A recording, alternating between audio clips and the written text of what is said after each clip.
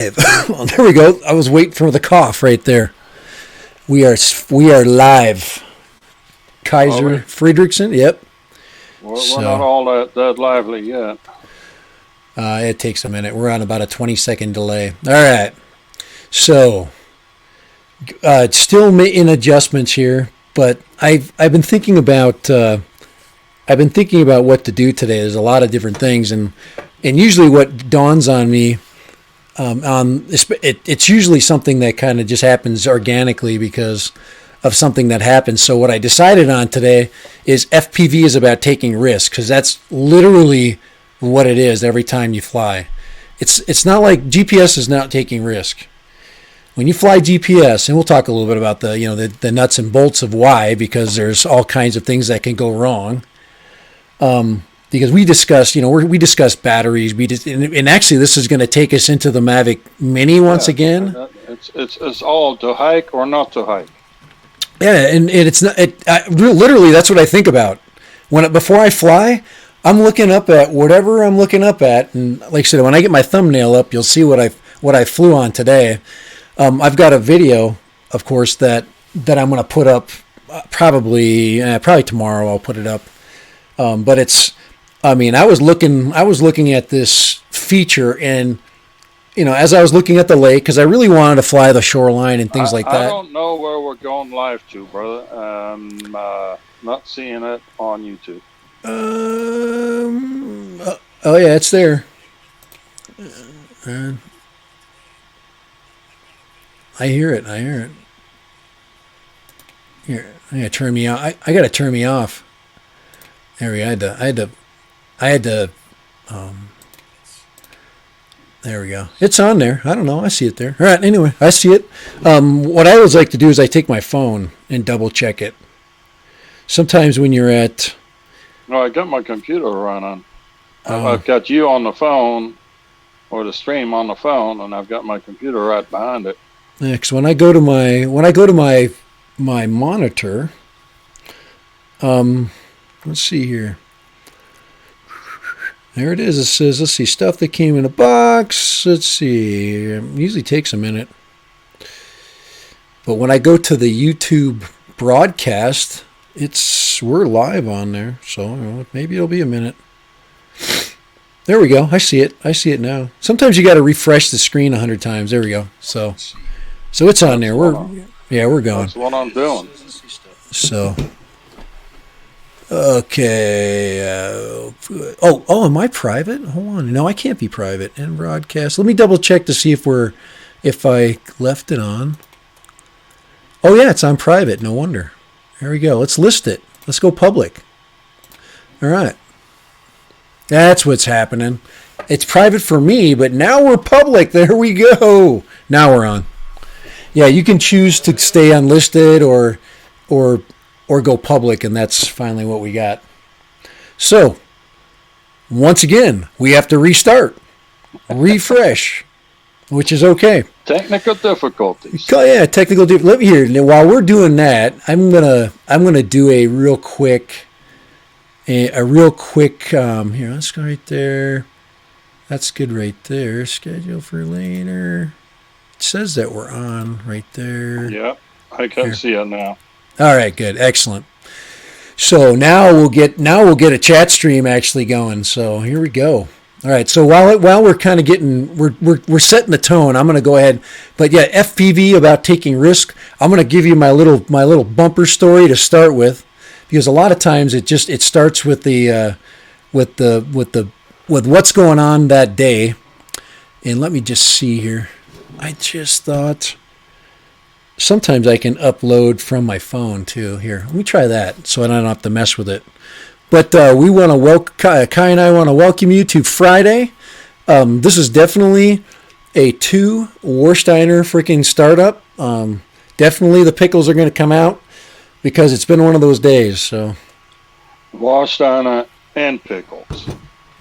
I woke up. I literally, the first vlog I did this morning, I got in my car, got my truck. Got my gear. B-Max in the house. Is he all right? We get here. Let's get that thing rolling here. We don't have our let's see, our chat's behind, so it'll start popping in. You'll probably get the chat before I see the chat. There, where we go here? That's where the heck is my? There's my live right there. Here, let's put a thumbnail up there.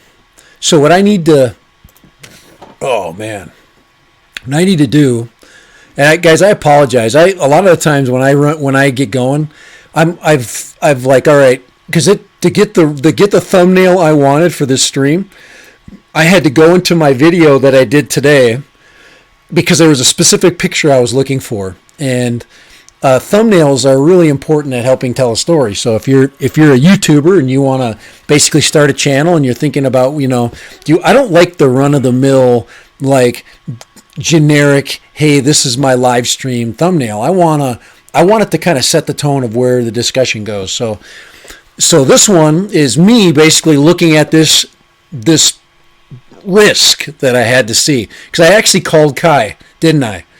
I called you, and I'm like, I got cell service, so I said, I'm like, Kai, it's really windy here, and should I fly this or not? And my wheels started to turn, and I'm like, what am I in this for? What am I doing this for? What am I doing FPV for? Why am I in YouTube? Do I just want to be like everybody else? Do I just want to sit there and be safe and not try difficult things? It's that was the things going through my head. And yeah, I was in a crappy mood. I told Kai the first thing I said this morning. I got my Osmo Pocket out and I started to think. I usually think out loud. Hey, how you doing? B-Max here. How you doing? Let's see. Kevin Smith's in the house. Rodney Bell's in the house. You guys know I always have a story. There's a story about everything, because that's literally, where you begin pretty much anything is with the beginning story. And this beginning story is I'm looking into my Osmo Pocket, which Osmo Pocket is my go-to. When I'm on a serious vlogging mission, I always carry this puppy with me. That's why when they do the Osmo 2, I'm going to be really in a difficult situation, and later I'll call it a pickle, but I'm not going to say that word yet. But I got the Osmo Pocket out, fired it up, everybody fires the Osmo Pocket up, and I stared at it, and I went, let's see if I can get this thing to go right there. I stared at it like this, and I'm going, I'm not freaking wanting to do this today. This freaking sucks. I'm not in my element. I feel like I'm doing this on purpose. I'm not enjoying myself. And I really was thinking that. I was like in a really crappy mood. And I'm like, why am I going out? What am I doing? So I was going to go to the park, Kai. Okay. That's where I was going to go. And I'm like, I don't want to go to the freaking park today. And that's where because you were saying, why don't you go to the park? After later on, I'm like, I didn't want to go to the park. So, and that's when I started to make my day a little bit better. I started driving towards the park, got on the road going towards it. It was about 10 minutes down the road, and I'm like, I ain't going to the freaking park. I'm going to go find something cool today, because that is not going to make me feel good about flying.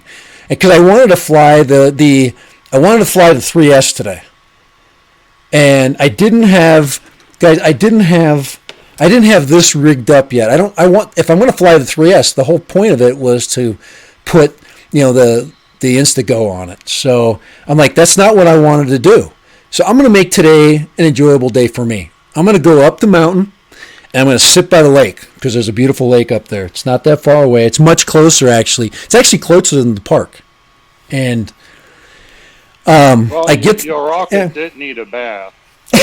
And that's exactly what Kai said to me. and once again, the wheels started turning. I'm like, all right, I'm not going to fly over water right now. It's really windy. Because to be quite honest, the more simple the terrain you fly, the more risks you'll take. And so if it's flat, if it's just flat, because to me a lake is just flat. So I'm like, of course I could fly over the lake. Just fly there and back and around and stuff like that. But I'm like, what if the battery falls off? I'm thinking all these things. what if I have a huge voltage sag for some reason, and I don't have enough time to get back in, because it's a big reservoir. You can go across and back. That's still going to take you a couple minutes, So I'm thinking all these things, and then I take a walk. I actually take this little puppy on, and I'm like vlogging to it. You'll see in the video that I make. I haven't made it yet, but I'm gonna bring all these pieces of video together, just kind of showing you my mental state as I make this flight, and then you'll get to see the glorious flight, because the flight turns out really fun. It's cool, but everything is working against me. To quote somebody, what does it say? Let her rip, tater chip. Yeah, and that's kind of the way you got to think of it, FPV is not about being safe. If you don't like, I'm just going to go right now, right down the list.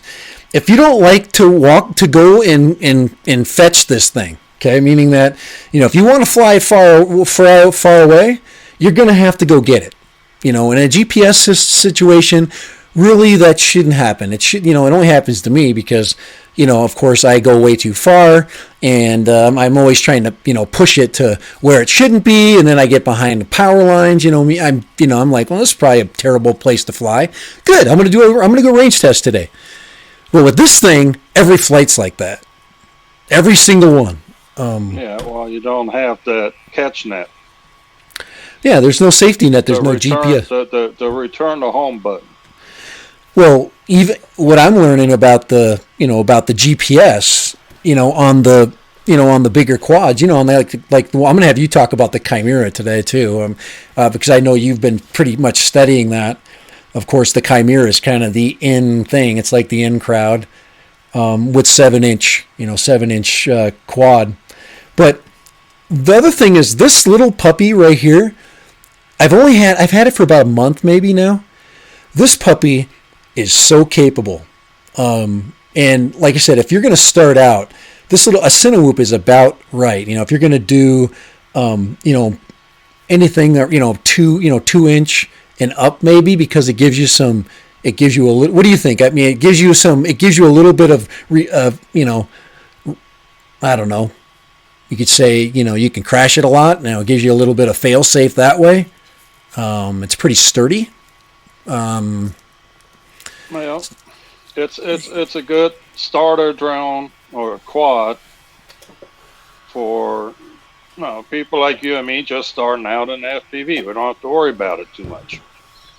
I proved, and then I think another thing is, hey, third eye's in the house. Ivan's in the house. Ivan, I'm going to disappoint you again. I'm going to disappoint you because I did talk a little bit of crap about the Mini today on my next video. So.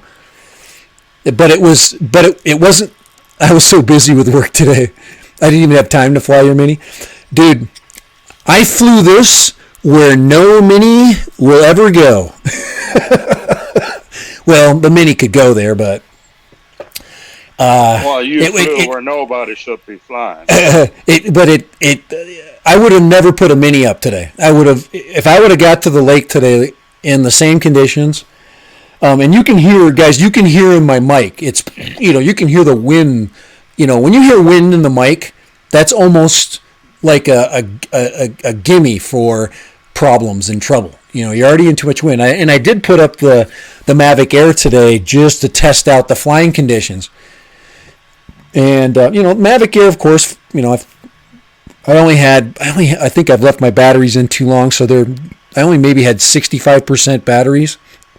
So, they were already, going into their discharge mode. And so I only got about maybe a 5-minute flight, maybe a little longer. Maybe it was 5 or 6 minutes. Maybe it was longer than that. I can't remember, because I was contemplating, hey, is this something, because I was feeling out the air, and is this something I should bring a 2-inch FPV system? Is this possible? Then I started thinking about the most important thing about wind. It's weight. It's weight and power. Okay, so if you've got enough mass and you've got enough power, for example, when I put this thing in full throttle forward mode, how fast do you think I'd be going? 50? 60 miles an hour? It's pretty fast. What do you think? I would say 60 mile an hour. Because I mean, you have to look at the videos when I'm coming downhill and stuff. But I am cruising, dude. That's not slow. And okay, so that's why you put a GPS chip on your quad so you can see how fast. Right, it'd be nice to know. It would really be. Anyway, I'm gonna get. I'll get my thumbnail up in just a bit, and but I'll show you the thumbnail first before I'll show it so when you put it up, so you can see and I give you an idea of what I'm talking about when it comes to this, this condition that I'm in. But besides the condition mentally that I'm in, but I'm gonna go there, but yeah. I don't know. If you don't already know this, I'm kind of an emotional person. I'm stoic to the point of, obviously I couldn't describe stuff very well on, from the standpoint of on the scene, because the best way to describe my mood today was mediocre low, because everything's fine. There's nothing bad going on, and guys, it's Friday and I had the day off. Be quite honest. Today should have started out amazing, shouldn't it, Kai? It should be, yeah. I mean, you're not locked down anymore. Yeah, I'm not. Yeah, that's right. And then maybe that's what. Maybe I'm out of focus. There we go. Yeah, I was locked down earlier this week, and that's kind of part of the week. My week's not been normal. I'm a scheduled person, and I plan things out and I schedule things. And when my schedules start to back up, when I back up, like for example, I get one thing that I need to do that I don't do, and then I put something else on top of that. Most people can just roll with it. Like I'll get it done. I'll just reschedule. With me, it's like a failure. I'm like, crap, I needed to get this done. I didn't get it done today. Now how am I going to get it done? Because tomorrow's already scheduled. So, I already got my day tomorrow figured out, even though I probably have enough time. So anyway, it was kind of basically a day where, everything should have been just laid back, but it turned out, better, I think better than it should have been. But then I let my mood kind of carry in after I was done flying, and I had this huge high because it was awesome. I mean, after I got my flight done, I'm like, oh, I was nervous and scared, and I'm like, but it was good. It's going to be a great video. Usually I get excited and I run home and get the chip out and throw the chip in in my computer, and I look at it, I watch it, and I'm like, I'm usually even more amazed, because whatever you see in the goggles, you're literally living that moment, but you're not thinking about it, because you're just thinking about the next place you have to fly. So you didn't think about where you just came from. That's another cool. Just hoping to dodge the next pole. Yeah, right. Yeah. Hey, Ray Kelly's in the house. Hey. Yeah, and that's when I show Kai the location, he already kind of got an idea, but for a wing. Could you imagine? I couldn't imagine flying a wing there. It would have been just amazing. I mean, we're talking an area that it's a wind tunnel. So you've got this really long reservoir in between these ridges of mountains, and then you've got this beautiful panoramic view of two different mountains. They're about maybe 8,000 feet, maybe at the most, maybe a little less than that. Maybe 7,000 to 8,000, yeah, because we're already at 4,000 feet. So a little over 4,000 where I'm at. So, not too terribly high from the perspective of where I'm standing, but beautiful. And, yeah, you could literally fly the entire reservoir with that wing and just soar back and forth. And you've got view for about 9 or 10 miles. So it's pretty awesome. And like I said, I wasn't going to... I'm pretty sure that big wing is coming. The big wing? I haven't hit the checkout button yet, but it's in the cart. Yeah, it's kind of like it's kind of like when you finally think about, all right, this is what I want to do, and then you think about, I could do it with this, I could do it with something small. I actually have way more respect for this size quad now. Now I understand why you can get something with, say a 4-inch prop, lengthen out the struts on this thing and turn it into Yeah, and turn it into a long range quad. I can totally understand how you do it. It can take it. It can take that conditions, those conditions. And but like I said, I did order 3 inchers, no, 2.5 inchers for this one. I'm going to take these guards off, and then I'm going to extend the props out to the very edge. So we're gonna give it a shot. A little bit bigger, thicker props. I think we're 3-bladed, right? We've got three blades, and we're gonna fly a little freestyle with it and see what's up.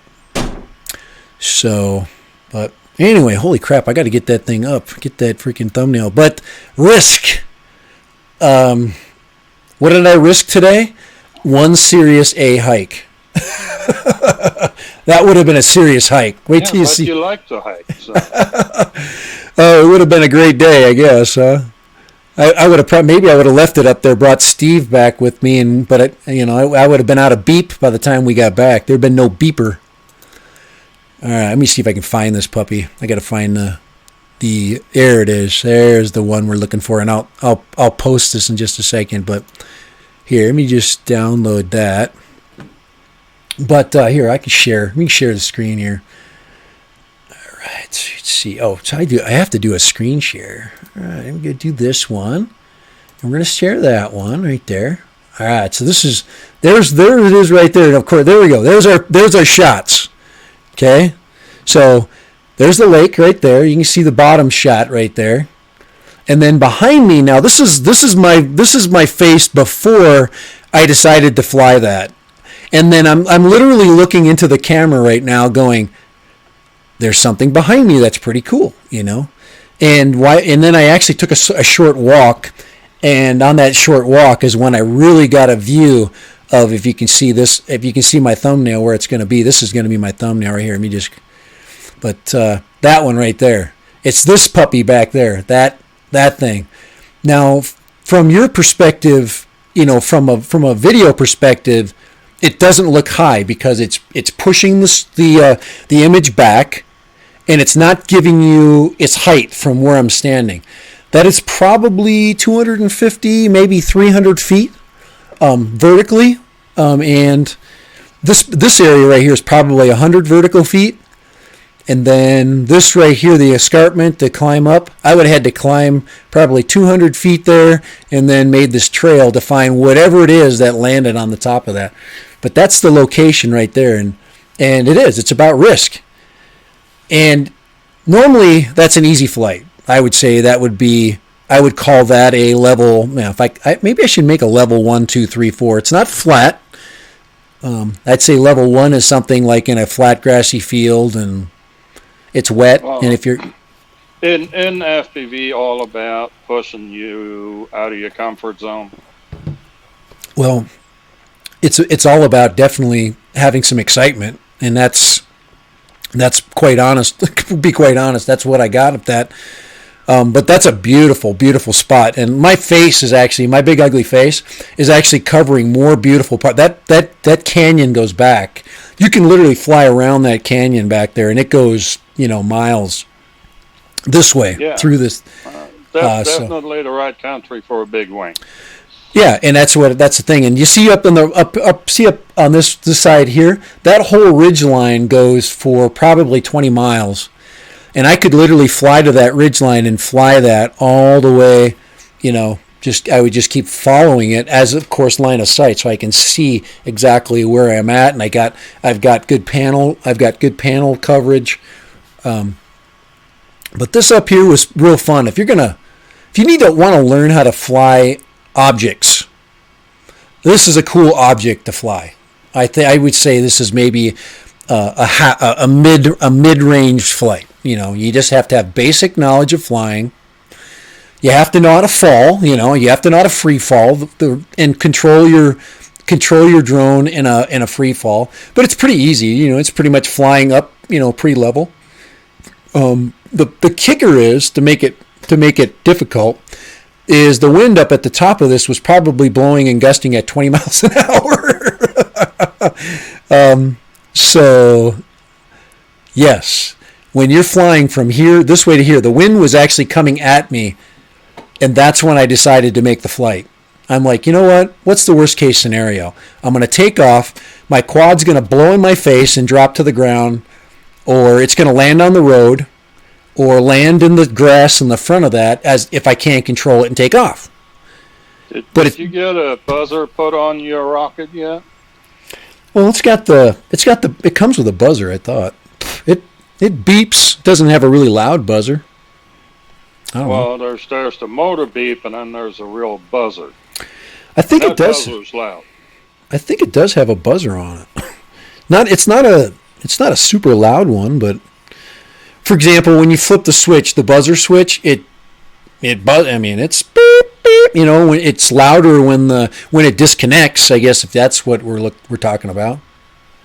Yeah, you need one of those Deadman beepers. Deadman, yeah. It has a little gyro on. It's a light, a beeper, and a little strobe light. Yep. And it, if it doesn't detect any movement for a certain amount of time, it starts beeping. Yeah, really, really loud. Yeah, I think this one has. I think this one has to be an under. I'm trying to think. No, if it loses power, it doesn't keep beeping. So then it's not. It's not the same as the ones that charge themselves. They hook up to your power, and when you turn it on, it just powers up. Probably on a capacitor of some kind. So yeah, it's your motor beepers. Yeah, so yeah, it's not that kind. It's not that type. All right, let's see here. All right, I just put up the thumbnail. Let's see. Is anybody? Let's see. Do you guys keep your batteries at storage voltage when not flying? Yes. Yeah, I just let them. I let them, like with FPV. You're not supposed to, but you're supposed to keep them at a storage voltage. But my intent is always to fly, so I've made some mistakes. So I don't know how many days should you leave your lipo at the most. How many hours? What would you recommend if you had a fully charged lipo? You weren't going to fly it for a week. What would you do? We'll definitely bring it down to storage. Okay. How long? Definitely. And that's why you need a decent charger where you can just hook it up and draw it to set it for storage. Right. Mine will do that. Mine does have a storage feature. It does have a storage. Yeah, I mean that's just about a given these days. Was the chargers. But what's the length of time you would leave your because you want to charge up all your battery. I wouldn't leave it more than 3 days on full charge. And then you just go, hey, I'm not going to fly. I might as well hook up my batteries and put them in storage mode. Yeah, because if they're too low, it'll actually bring it up to storage mode. Yeah. Because it's like for this weekend. Right now, I'm charging up batteries because I'm planning on going flying this weekend. So I've got eight batteries on the charger right now. And perfect. No, I go flying, and whatever didn't get used up over the weekend was going to go on the charger and get drawn down to storage. And then, on Fridays, I usually charge on Fridays for the weekend. Yeah, that's been always a question of mine for FPV is, I've got 4 charged batteries. I mean, I literally was ready to I got 6. I had 5 now. So, but I've still got tomorrow and Sunday, and guys, I'm probably going to have to. You'll be fine with that. Yeah, I'm going to probably have to go to the park. What I'm going to have to do though, see, I want to fly with this, and I think I'm just going to get some rubber bands. With the 3, I want to try the 3S battery, and I don't have the TPU mount for this, and I don't know what to do yet. And I've got a wild hair. That's kind of one of the things that gives me anxiety. I'm like, I've got this wild hair up my butt to fly it, and I can't because I don't have the mount. Don't you have a mount for it that tapes down on something? Yeah, it's got some.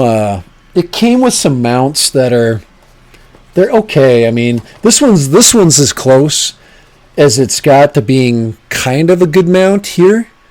But the angle's wrong. So Like if it's flat. No, the other one where you have the little flat disc, and then it's screwed on top. Okay. Let me look and see which. Holds that thing vertical. Okay, that one. Wonder how I could. This one you mean right here, right? Yeah. Now, I guess I've got that little pad there. I just want to figure out how I would mount that. I guess I could mount the. Put the pad under the battery strap, or use 2 battery straps. I see what you're saying. Like this pad here. This pad here. Yeah. Okay. I just set on top of your battery. Okay. All right. I've never seen how anybody has done this, so I guess I could. Oh, I guess it would fit on there like this, huh? Like that. Kind of like, yeah. That's kind of what we're looking like. That'll work. I don't think my camera will be in the way. I might. Yeah, I guess I could go behind it because the one I do strap. That's a good idea. Yeah, I just haven't been thinking. I'm just kind of like I said. My brain is kind of in different places. We're not gonna go to your brain right now. We don't have that much. So I guess I could. I think I talked to you about taking a couple of. I don't know why they made this thing so big. I guess so you could stick it on cars and stuff like that. I saw some pictures, but I could take some zip tie this down just like that, and then I should be able to put a. Let me see if my 3S. Hold on here. I'm going to check the other battery out. But that one would fit. Oh, I don't have it in here. I don't have the 3S in here. Let me just take a bigger one. I've got the here. These are the middle size ones. These are the 4S 700s. God, that's a good looking battery right there. That's like the perfect battery for this. I mean, look at that. It's like the perfect length. It would fit right back. And I'll just slide this back because I can slide that back way further. I can just get underneath that, and then this battery would be in here because that's where it's gonna. All right, I've got it now. I'm thinking. That's why Kai's freaking my partner now because I freaking can't. It's still in my other battery mode there. All right, I just put that in there, but that would work out like that. Hey, Memes, how you doing? I brought you a treat to try. Oh, here I got to stop. My daughter just popped in and she says she's got treats for me. Where's my treat? Ooh, salt and vinegar chips. Bean chips. Nice. I'll eat those and I'll have tons of gas. Don't you know you can't give anything beans to somebody over 50 years old?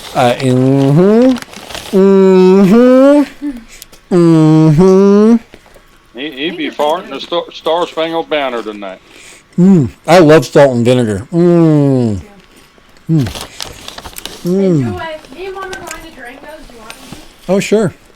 A chicken burrito? Chicken burrito. Okay. Steve! Thank you. You just made my day right there. I think I feel better now. Steve, come.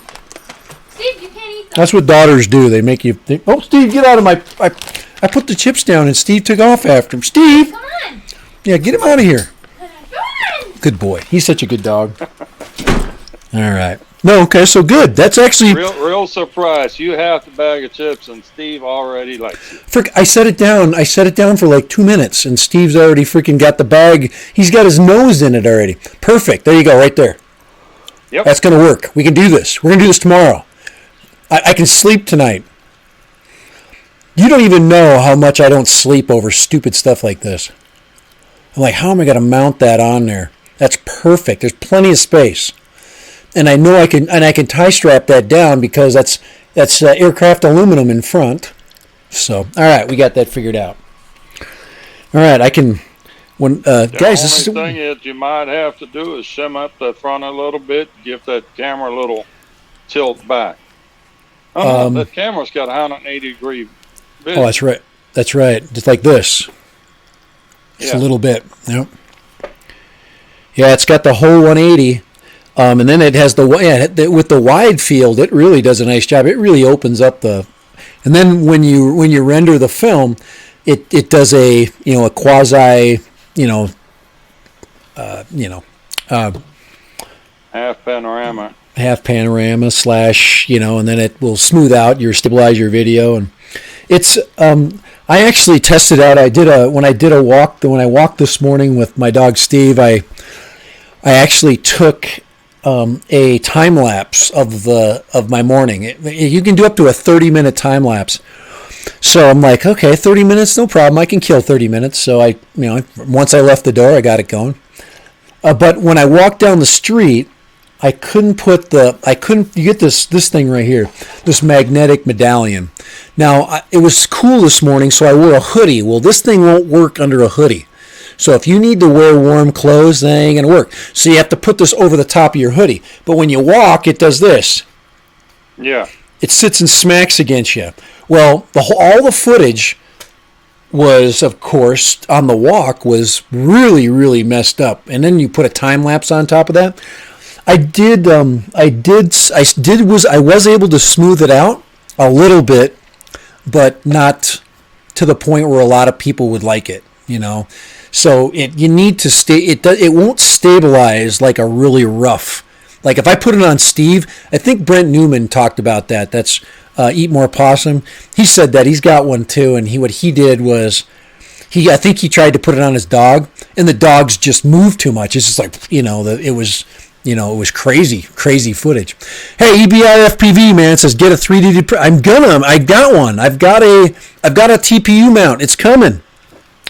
It's coming from China, and I don't have a 3D printer, so don't tell me I need to 3D print my own. Okay, I can't do that yet. You had a 3D printer. Oh man, guys, that's another thing that's giving me anxiety. I can't buy any more crap, guys. I'm done. I have to stop. There's a very good, very inexpensive 3D printer. When my wife saw that I bought this thing, she goes, "You're paying for that, right?" I'm like, "Yeah." Sometimes I can sneak it through. I couldn't sneak it through this time. This had to come out of my YouTube budget. I try to sneak stuff out of my YouTube budget as much as I can because I'm not independently YouTube wealthy. Just the standard reply in this situation is yes, dear. That's part of the. She's been so nice, and the other thing I did today, and I wasn't too happy about it because it wasn't on my schedule.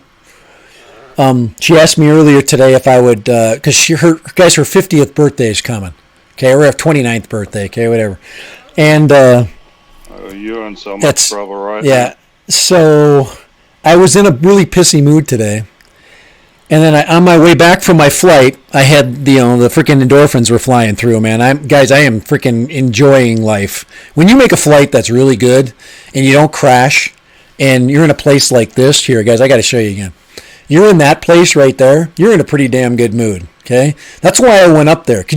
Now, asking you this right now, thumbs up or thumbs down? Would you rather go to that location or to the park? You tell me. Where would you rather fly a drone? City Park or Gunlock Reservoir? That's where that place is. Pretty silly question, right? It depends on what kind of flying you want to do. Exactly. I agree with it. Yeah. You want to chase some light poles and dodge some shelters and what have you, you go to the park. You just want to do long-range cruising, you go to this place. A Sunrise Water Media said 29th. No kidding. And it has a zipped mouth icon. Yep. Zip mouth and shut mouth. Yep, I should have much earlier than when I freaking did. My guys, we put our freaking feet in our own mouths more times than. But yeah, well, you seem to have a real gift for that. I have a gift for crashing and hiking, and not knowing when to shut up. Knowing where your feet have been, you really don't want to put them in your mouth. Just saying. We have so much cool crap coming right now. Getting back to what time are we at? I'm not going to bring in the Mavic Mini yet. I ain't going to talk about the Mavic Mini till at least 5 o'clock. Okay, we're not going to bring it up. Nobody's going to say Mavic Mini 2 until 5 o'clock. So, all right? EBR is saying if there's trees in the city park, I'll take the city park. There are trees. That kind of park. Yeah. This doesn't have trees. It's actually a soccer stadium. I understand what EBR is saying. If you watched his videos, he likes to cruise the trees and get underneath and dive into the trees. That I'm with you. Actually, there actually is some nice. There's a nice. If you want to have the perfect FPV location for all skill levels, from really difficult, I wouldn't say it would be super difficult. Okay, so I would say from a level 0, which is a flat, grassy field, to maybe level 2 or 3, where you can get underneath some things. Anytime you get to water, guys, it goes to level 5. Water is bad for batteries and everything. Okay, you crash in water, and there's zero recovery from that. So I would say streams would bring it to a level 5. I would say once you get to a lake, it becomes level 10. There's no recovery from a lake crash. No, it's not a 10, it's a submarine. Mavic Mini 2. We can talk to EBR about that, because he just sent his squad in for a bath. Oh my God! I haven't seen that video yet. My time is coming. I am not, guys. I am not crashing my 6-inch in the lake. I am not. Guys, I will skirt that lake for a month before I try to go over it. I know it's a wussy, but I'm just not. I just don't want to get into some aerobatic thing. Of course, it'd be cool to fly upside down over a freaking sailboat. Okay, and of course, you can actually, in that picture, you can actually see a boat out there. You can see that there's a boat out there. So there's a fisherman out there. It's fun. Fishermen are, they enjoy to see drones whipping over them and stuff like that. But a lot of really good flyers will do an inverted loop. And I'm not doing that. I think old PD Tech here is right here. Wind turbine is level 6. Wind turbine. Yeah. Well, I would say I flew my air through a field of wind turbines, and then out of the blue, I lost connection from the control to the air, and that air took a long time to come back, but it did come back. Here, that's what Drone Worship sent me last night. They put up. Is that a 5-inch? They strapped a light up duck. That is so cool, and it even has a little helmet. That is so way cool. And they said, "Hey, dead random," and then they went and it flew like, what is that? What battery is that on there? Can you read the battery? Can you see? 5. I don't. Oh man, I'm trying to. I can't make it out. That's got to be a big battery, because that's a full on air unit back there. Okay, and you got to excuse me for a second here. I got my charger screaming at me, so I better get the thing. We can handle it. Okay, we can handle it for a minute. Back.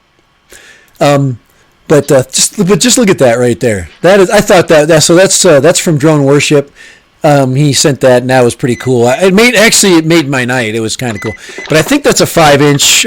Looks like a X-frame there, and then he's got LEDs on it. That's a full-on air unit. That's a GPS right there. Actually, look at that. That looks like a GPS recovery right there. So, and that's got to be that's a good sized battery there. That's got to be at least a 1,000. That looks like maybe an 80C, maybe that looks like a 90.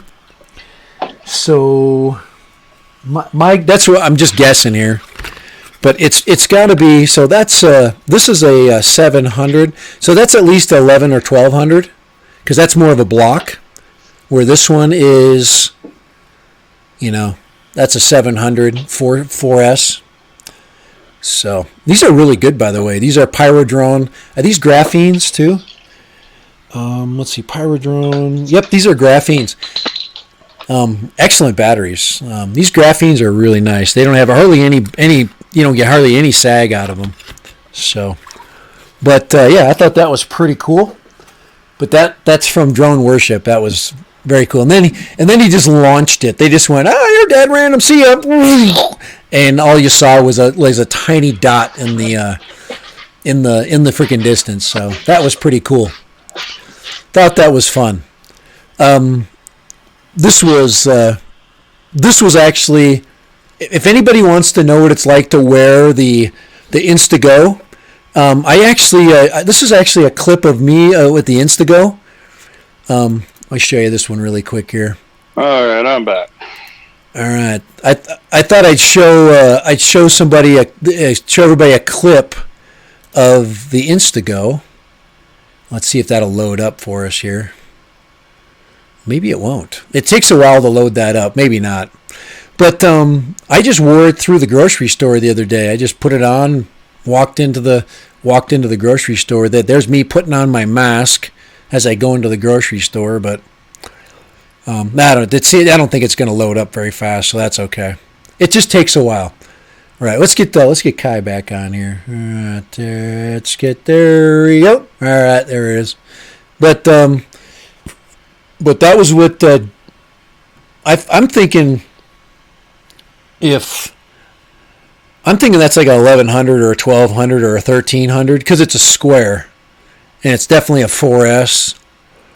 Look at that. Do you notice that the GPS up front here? You think that's a GPS right there? No, I don't think that's a GPS. You don't think so?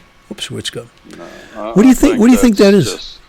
I think that's part of the camera or camera housing. Because this is the, I don't know. I know it's kind of hard for you to see it, but that's a full-on air unit. So but I don't know. It looks like a GPS for some reason. Maybe it's a buzzer. Maybe it could be a. No, that is a GPS unit. I made the picture bigger here on my end. Yeah, that is that Maytag GPS looks like. But it looks like they got it sealed in a seal shrink. But yeah, you don't have to put the GPS on the back of the quad. I mean, if you want to put a GPS on, obviously you have to put it on the top, but I've seen people put them on. I've seen people have GPSs with Velcro on them, and they put them on the battery strap. I've seen that. I've seen some really weird things. Well, the reason I like to put them on the back is, as your quad flies, it's always tilted forward a bit. So if it's on the back, it's actually flat and gets the best reception. PD, we're glad you're in. The best icon yet. Ivan, we got to work on your icon. We need to get you a bird. Now, I don't know where Ken Heron gets off by making a bird freaking group, but I'm the original bird group here. I don't even know why he's got some kind of bird chicken thing going on. But my channel is all about birds, and it's always been about birds. It's always been a duck. I'm not influenced by anybody. It's my, look at that. Even even StreamYards is on board with the bird idea, except for, of course, Lone Star FPV. He's sticking to his guns. He's he's from Texas. You got to understand. And people from Texas don't like to be freaking hooked up or connected with anybody. So let's see if I can get his. Well, good thing I'm not from Texas, Don. Here, why doesn't it? I lived here for 22 years now, but if anybody asks me where I'm from, the answer is always Germany. And you actually learned a really interesting fact yesterday. You told me about, right? Yeah, 808 State is from Germany. Yeah, who knows that? Him and I were both in Berlin when the wall came down. Most people are so ingrained in their mind that, let's see. Hey, Chris, did you see my big duck video? Was that the big 10-inch duck video? Oh, Ray, if you're actually asking me a serious question, I would say no. But yeah, did you guys hear that? So Kai, of course, he speaks his mother language or his what do they call that? That'd be Russian, right? If it was motherland, fatherland. But his native language is German. I have no other language other than English and profanity. That's my other language. There he is. Good. He put that up. Now, you didn't put up your new icon yet, though. I thought that you'd have that on your channel. Yeah, I haven't got that far yet. All right. Okay. I'm just checking. It needs a bit more dressing up. Okay. I'm not gonna show you his icon idea until it is official. So I like the way he's got it. Okay. The only thing I can hint at is it's a star shape. Okay. I'll just leave it at that. And then no, you can go ahead and show it. I think it's just a little too plain just yet. Ivan says German is a difficult language. I would say it's not, Ivan. I think Bulgarian would be difficult because that's a Slavic language, and you have to really have your mouth does different things.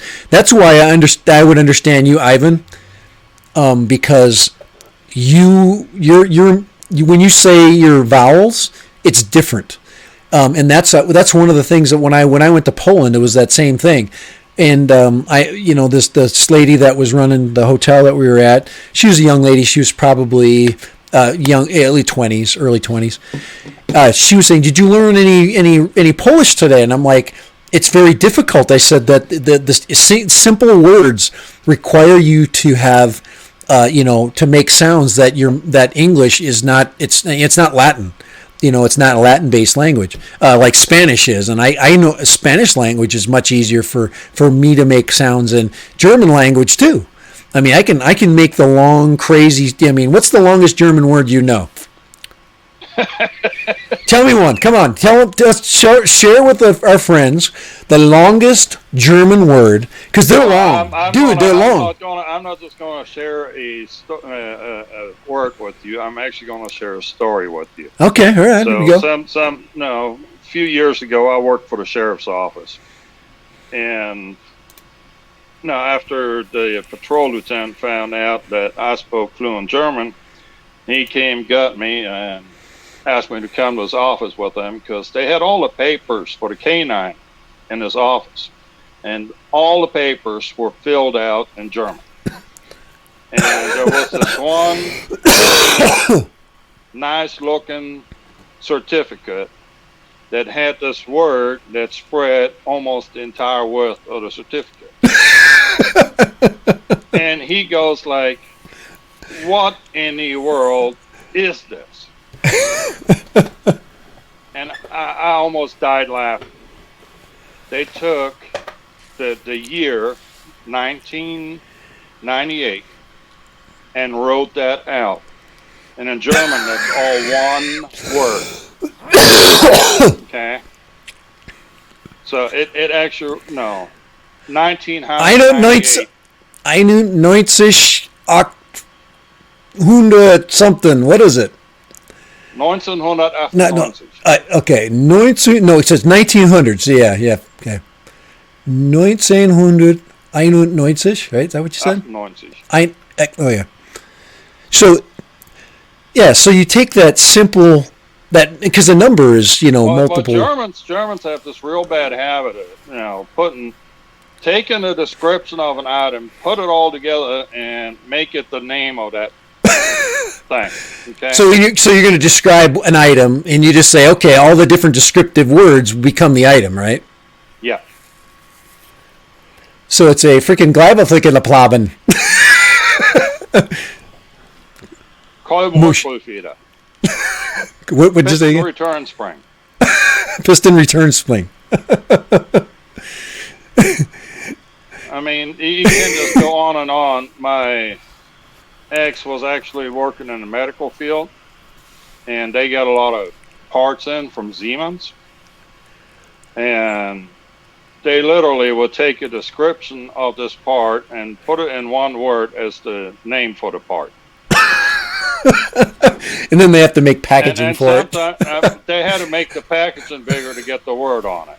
And then have a hyphen at the end. Oh, that's funny. Ivan says he used to live in South Africa for 17 years.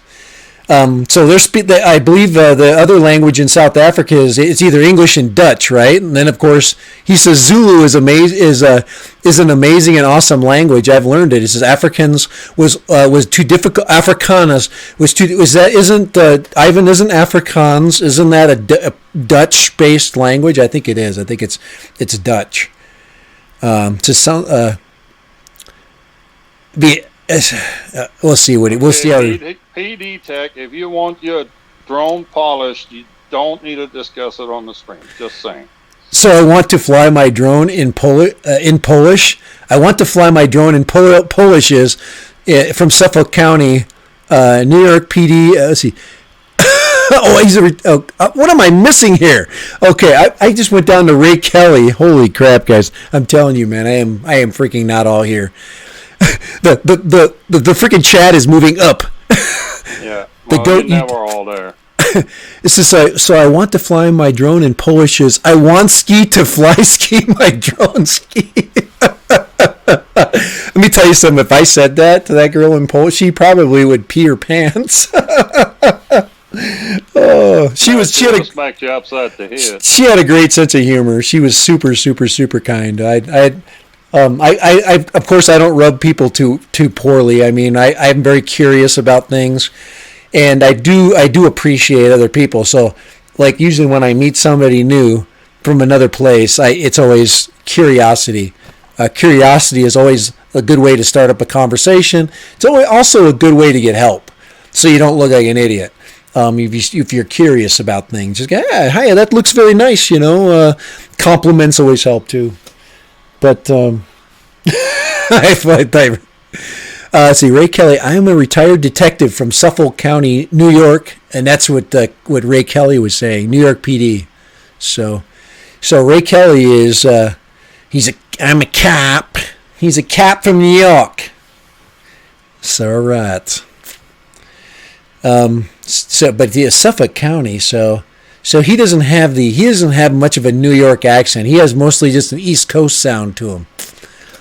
Let's see. The goat YouTuber. What are you talking about, Kai or me? Oh, South African is Dutch-ish. Yes, that's what I figured. Yes, Africans. Afrikaans or Afrikaner. If you're an Afrikaner, you're South African. It's Dutch. It's based on the Dutch. The Dutch controlled South Africa, and then the British would go in and kick the crap out of the Dutch. But of course, the Zulu were the native group of the area. The Zulu. You ever see the movie Shaka Zulu? That was the Boer Wars down there. The Boer Wars are actually the Dutch against the Dutch and the British, right? And then you had the Zulu Wars. You had the Zulu revolts. So, I mean, the Zulu were just pissed that everybody's telling them what to do. You got the Dutch coming in, you got the freaking English coming in to replace the Dutch, and it's like, okay, who's going to be our evil overlord? Well, at one point, the Dutch came up to where I'm from. There's a Dutch settlement not too far from where I grew up, a town called Friedrichstadt. It was named after King Frederick at the time, or Kaiser Frederick at the time. Kaiser Frederick. Is that the crazy one? No, that's the one that said, no, whatever floats your boat. He didn't have any... okay. Frederick is the... Everybody do your thing as long, that's what makes you happy. Was that Frederick the Second? Is he? That's when the evangelists got run out of the Netherlands. Okay. All right. Whatever floats your boat. Whatever turns your windmill. Is that what you should say? The whole town, they dug the channels through town. There's actually a river that went through a town, and they built the channels, and the architecture is all very Dutch. It's a neat little place. Oh. It says, in case you missed us talking about it earlier, your mic is very distorted. Just wanted to make sure you knew. So my mic is distorted? What the freak? Maybe it's too loud? Make sure it's turned down. Maybe I'm just talking too loud here. Let me just look. I'm going to look at my mic levels. Whose mic is distorted? Oh, yeah. My mic it's pegging right now. Ah, interesting. Well, Well, it never pegged before. I hate that when it. Oh man, it is pegging big time. I don't know if I can. I don't know if I can turn it down default. All right. I think maybe I can. Hold on here. Let me see if I can go into my sound settings. Hold on. I'm gonna see if I can. It's my speaker. I appreciate you letting me know that. But I think I can turn down. That's the master volume. That's speakers. There's right there. Wow. My app volume and device preferences. Output. I don't know. I don't know if I can turn that. I guess I can talk quieter. That would help. But it's pegging. That is weird. Guys, I know how we're going to fix that. How are we going to fix that? Duct tape. I can put the mic out farther away. No, just take a big piece of duct tape, put it across your mouth. Won't have another problem for the rest of the live stream. I just, yeah, that's interesting. Guys, don't. I do have a. Let's see. That's that. This mic. See. Let's see. I can that. Hey. Yeah. See, it's still pegging. Interesting. I've never had this problem. It's just another one of those things that I just don't know. All right. I can do this. Yeah, then it got real quiet all of a sudden. No, the noise is definitely coming from your end, though. Duct tape. Somebody, Ivan said duct tape. That was good. Ivan, if I had a prize to give you, I'd give it to you right now. Let's see, advanced. Yeah, it doesn't see audio. See, it gives you. It allows you to. It doesn't let you adjust your audio.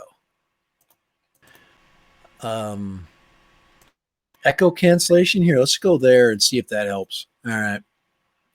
We hear every crunch of those tasty chips. Yeah. Here.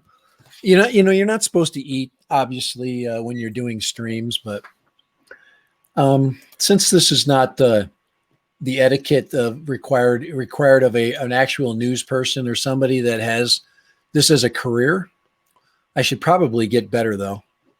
But yeah, I'm trying to look for a place where I can make change the set. It actually sounds a lot better on my end now. Does it sound better now? Well, one of the things I did was I got rid of, I put the echo off and I put it on stereo. So, all right. That's so. Ivan says, don't touch the audio now. Don't touch it now. Just leave it. All right. Okay. Just leave it. So there's some things that I need to check out. Now this mic here, it does, I do have mic controls on it, but it doesn't allow me to adjust the levels. And so, all right, hopefully it's good. So I don't have to worry about it at this point. So usually PD text comment, we can't read out loud because, well,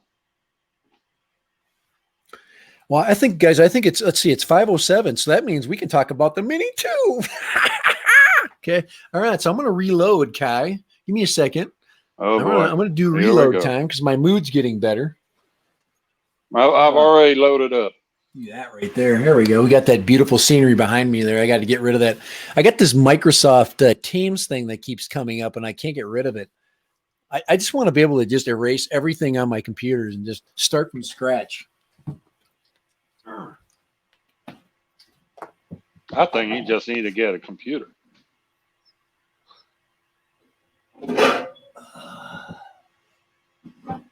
It's okay, Ivan. Yeah, all right. I could hear the noise. Not going to leave you that long. So there we go, guys. Strike first, strike hard, no mercy. That's all I got to tell you right there. Cobra Kai. I don't know why you need a Cobra. Just Kai will do. That's my new FPV. That's my new FPV philosophy right there. Strike first, strike hard, no mercy. That's why, guys, when the conditions say don't fly your FPV, you fly it. You defy your instinct to self-preserve your investment, which is, oh my gosh, if I crash into that mountain, it's going to cost me $400. And most sane people will not fly that day. But I just couldn't. Yeah, well, I'm like, most people dude, I'm are going to get a sane. freaking So. camera up behind me. I'm going to get the freaking goggles on and we're going to go. You know what really worked today? Really good, Kai? I did this. Put a tether on it. This bad boy right here. Boom. This was so nice off my goggles. Okay. You know, this is just your long cord that comes with your goggles, man. Boom. There you go. I put this puppy in my pocket of my shorts. And it was so much nicer. But this is a big 1300. I think it's a 1300. It might be more. It might be 1600. It's big. It's a 3S with an XT60, and it's perfect for powering your goggles. This thing will power your goggles for like 2 days. So you could definitely fly all day with that big boy.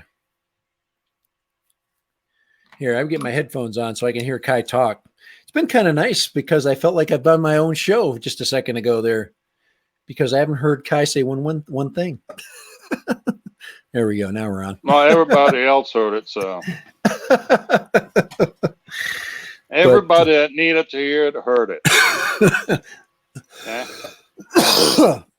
I had a wireless company give me a text me today, and I basically told them it seems like it'd be kind of fun. It was like a wireless, what are the big rectangular ones? Are those Bose? Who makes those? The Rode mics, yeah, the Rode ones. Those big rectangular. This is just a knockoff company of the Rode, and Komika, and they make this thing right here. This is a microphone. This is a cardioid mic for the Osmo Pocket. It actually is a very good mic. It's very sensitive. It's got a really nice sound field. The only problem with it is it needs to have a fuzzy thing on it. Okay. It needs to have a dead cat over it. And it doesn't. That's the only thing. But with this thing as a dead cat, it gets perfect sound.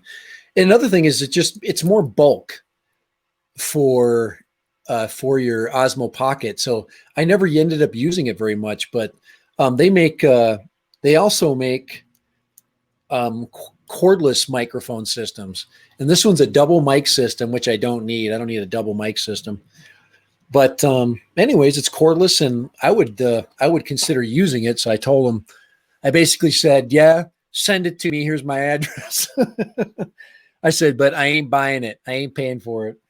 So I'm bringing it up in the chat, the UAV forecast application, and whether or not to go by that to go flying. And well, here's the thing, the UAV forecast app, you can set all the parameters to what you want. Oh, interesting. So, it comes with a set of defaults that they set up for you. Okay. But you can actually go into the app itself and adjust all those settings to your flying likings, to your flying abilities, whatever you want to call it. Your flying conditions that you want. Yeah. I mean, I think that thing times that on a satellite count, you can adjust the satellite count that you would need to be able to fly. And that's I think so that the UAV forecast app, it's pretty good in the sense that it gives you the current conditions. But just because you get a red tile on a UAV forecast app doesn't mean you're up. And yeah, I like the app myself too, and I use it. But you need to set it to your parameters. I'm trying to see. I was going to put a second battery strap on. I really like these. They're not rubberized. This is just plain old Velcro straps, but you could easily put a rubber a rubber insert. I know they sell them, guys. I know they're $5. I know, but I've got this They're giant $2. roll. I know I've got this giant roll of Velcro, and I want to use it. Okay, I don't know. I know, guys. I learned the hard way. All right, and as you can see, I've got modified prop guards and everything now. So, guys, this thing has taken a serious beating. That's why when you're learning, you need to get something like this. This thing literally can do. Did you put a good sticky battery pad on your rocket yet? Yeah, I do have a sticky pad on there. It didn't. The battery didn't slide during the flight today. It actually was a perfect flight. I'm perfect takeoff, perfect everything, and then my landing was even nice. I mean, I actually brought it in the wind, and once again, I flew upwind. So as long as you're flying into the wind, you're not flying sideways or something like that. You have to fly with the conditions of the location. So, looking at that here, just look at that picture once again. See if I can use that image here. This is a good one right here. So as long as you're see, the wind is coming from this direction right here, and it's blowing at me, so where I'm holding the quad, I'm literally pointing the quad at where the direction I need to fly. So I put it on the back of my truck, took off from the back of my truck, didn't take off from the dirt, because immediately if you take off from the dirt, I mean, a lot of people will put landing pads and that kind of thing down, but it'll blow your camera out. So immediately you're going to have dust all over your camera lens. So you have to take off from a place with no dust. But then I just punched it. That's another thing. If you're going to fly in really difficult wind conditions with a quad, it's the trick to taking off is just get ready to tilt a little bit with your wherever you're in mode 2 with your right hand. You only need a little bit of a tilt, just enough so you punch forward. And so I rev it up a little bit. I feel the throttle. You can it's another thing that's cool about FPV quads is you can throttle it up a little bit before you take off, especially if you got a lot of weight. So I'm like revving. Okay, I'm right where I need it. I get the motor spinning, a little bit of tilt, and you just you hammer it. You literally just gun it, and you pop it straight in the air, and you're good right there. You're golden. And at that point, now you're just then you let the quad drift with the wind.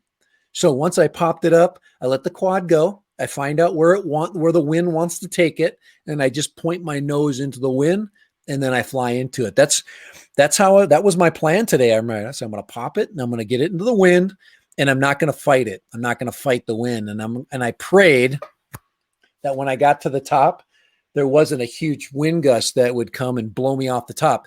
So I got way above the top of that black pinnacle here. That is definitely a pinnacle of death. That would be a 300-foot climb. That would have taken me an hour to get to the top of that. I would have had to take rest stops here, and then once I got here, I would still be out of breath. But it's flat up there. It's flat. It goes back. But that's how I would fly this area if I had a wind. Now, if the wind was blowing to it, meaning if I was going to fly it and the wind was coming to my back, I don't know if I would have flown today. I don't want my quad to go past the black pinnacle of death because I'm screwed. Once I lose it without a GPS recovery system, I don't even know if a GPS recovery system, I don't know what it's capable of flying into. I mean, can it fly through heavy wind? Does anybody even know?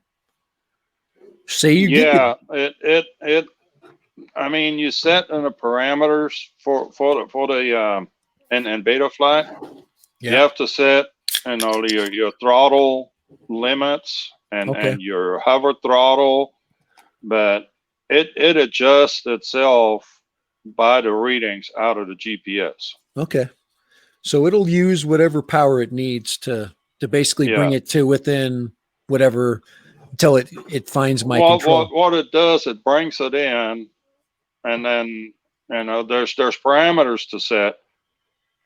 For one, it has to be at least like 100 meters out or 300 feet out, and then it comes flying in at whatever height you set. Right. So at this and case, then at about 200 meters, it starts descending toward you. so But all these parameters are fully adjustable. It does so not land itself like your GPS drones do. right. So what would it determine it's 100 feet from? From the location of the drone or from the The home point? Takeoff point? All right. Takeoff So point. so I would have to know the height of that obstacle there. So that's a 300-foot cliff. So I would have to set it for 350. And hope you're right. And hope I'm right. I know. I've 400. I'm sure. I guess I could put 400 feet. I could do that. What's that about? How many meters is that? 120 meters. Yeah, that's about right. That's right. It's about right. 400 feet. So it's set it for 100. Yeah. So it's about 100 feet above, or 100, about 30 meters. What's 100 feet is 30 meters. That's 90. So my math is bad right now, but yeah, about 30 meters above the hill, which would be perfect. But that was fun. That was fun. Look at that. It even has horns like the freaking devil. So right there, this is the devil horns right there. It's a buried freaking devil. I just looked at it, and I was leaning against this volcano. There's a volcanic rock. Now, if you see where I'm standing to my left, and like I said, I'm going to put that video together. You'll see all this stuff in the video, but a rock a lot like these ones that broke off. Now, what's another thing that's really cool about this area that I'm at is just up the road. If you go up the road, straight from where I'm pointing the drone, and you go up that road, there's actually somebody put their big fifth wheel is actually parked overlooking the reservoir. It's kind of like a prime spot. People will literally go up to that location. They'll drop their fifth wheel there, and they'll leave it for like a week. They won't go and, they won't go and pick it up, and they'll just go home. They'll drive back into town. It's only like 10 miles, and just leave it there for a whole week. It's really a beautiful spot. But what sucks is I like to fly off the spot where the fifth wheel is. So I was kind of angry because everybody knows that cool spot now. And so I have to drive below this road I'm in now.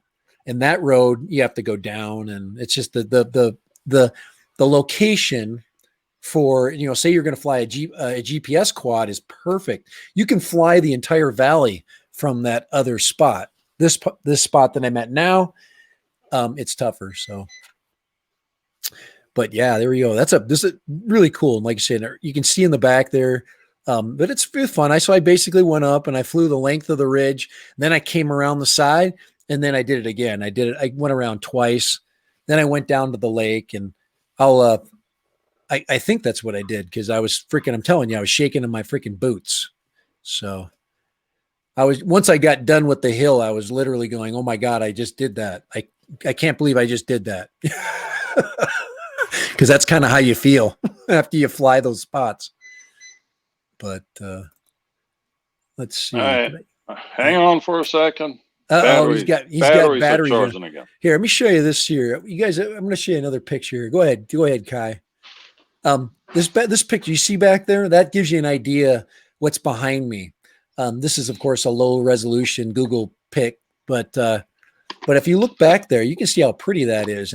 And you can actually get a much better view of how close the cliff is to where I'm at. Because you can see up here that it's, it pretty much goes vertical from there. So once I cross the street, I'm literally on a vertical 250-foot climb to the front of it. So it was fun. It was a good place, and a lot of fun today. I really enjoyed it. It was a good experience for sure. So, all right, let's see here. What am I doing here? I put it in full screen here, so I got to get there we go. I have to get back here. Here, let's just cut Kai. All right, this is Dad. This is Dad Ran. Where did Kai go? Here, I'll mute his mic so he's gone. Oh man, that was fun. We decided to play Ding Dong Ditch to Kai. We were gonna dump you. Yeah, I'm feeling ditched. All right, let's talk Mavic Mini 2, because I'm not putting it up on the screen. So if you got to hang out with us this long, And who knows how many people are still hanging out with us because we're so freaking awesome. It looks like 11. That's a pretty good stream. We don't, we're not looking for 100 or 200, or we're not looking for donations, or we're always looking for donations. Yep, feed me. Okay. But what we want to do is have enough people so we can get questions. So if you have questions, we'll do our best to, if we can find the answers. Of course, we're going to go through our databases of our experiences to see. Dumb looks are still for free though. Yeah, but we're still actually. I'm still looking. If you were here last week, if you remember or recall the Google sheet that I put together, the I don't know, spreadsheet with all the different. We're trying to look through it to see how we can perfect that, so it can answer common questions for people looking for motors, people looking for battery recommendations for motors, because some really good stuff out there. There are people that are putting in some really good research, and we should probably. Who was the recommendation where he did the I don't know, it was definitely a plot chart. KBOT, FPV, FPV cycle. Yeah, he did a very detailed plot chart of motors, their performance, their heat and failure. He used surface area, Bell surface area, like how much mass there was in the motor. What other parameters did he do? That was one of the things. He was looking at the mass of the motor and its output and whether it got too hot. And then its failure. Kebab FPV. Kebab FPV, yeah. That's it's an excellent resource. But the only thing that sucks about it is you have to have a high definition screen or something much bigger. Could you read them off of your screen, your computer screen? I've only looked at it with my phone. Okay. So his data, he's got a spreadsheet, and the data, you can look through it. And he's got the motor sizes, and the different motor numbers. And he's got them basically organized by, whether, I forget, if it was high in the plot, it was not a very good choice. It more than likely was going to fail. And if it was lower on the chart, it was more stable and probably a better choice as far as what the, I don't think it had any prop information. I think it was based upon its recommended load. But time for pickle. Yeah. Can everybody hear that? Looking. Yeah, we're back to getting pickled. If you can put kebab up, you're getting pickled again. If you can put kebab up, I will. I'll put it up on the screen. But it's an excellent resource. Getting with I'm on his channel, but I can't find that piece right now. Ivan says he wants a Mavic Air 2 for Christmas. He would rather have a Mini 2. It could be in the cards, Ivan. I'm just like you. If the Mini 2 comes out, I'm a buyer. I'm a buyer of a Mini 2. I keep saying I say that if an FPV a DJI FPV drone comes out, but what happens if the Mini 2 and the DJI FPV drone are one and the same thing? That would be interesting. Apparently, there's opinions that Mini 2 and the DJI FPV drone are not one and the same thing. They're different. Okay. Be interesting. I'm guessing it'd be a 5-inch. If I was DJI, I would build a 5-inch because it's what everybody flies. My hope is that they actually make the Mini 2 a little smaller and a little lighter. Yeah. Because right now the Mini just sets people up for failure. They're pushing that weight limit, right.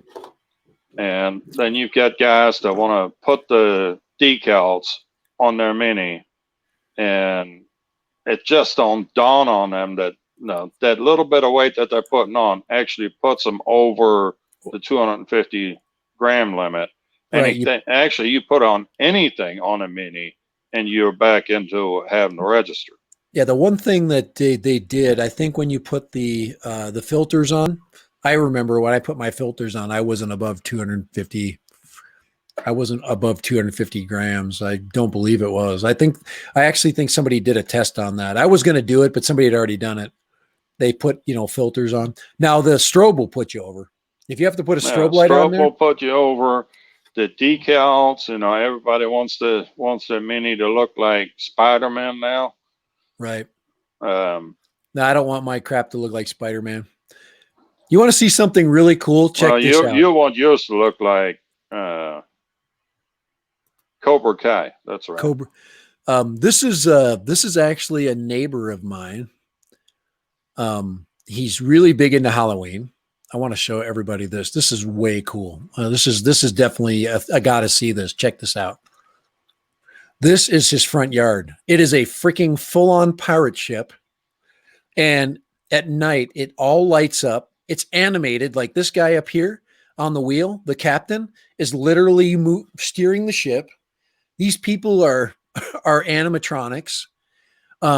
There's a guy on the roof of his garage. These lights all look like lanterns. It's like Pirates of the Caribbean. When you walk through the hole in the ship, it doesn't end there. You literally walk into like more fun.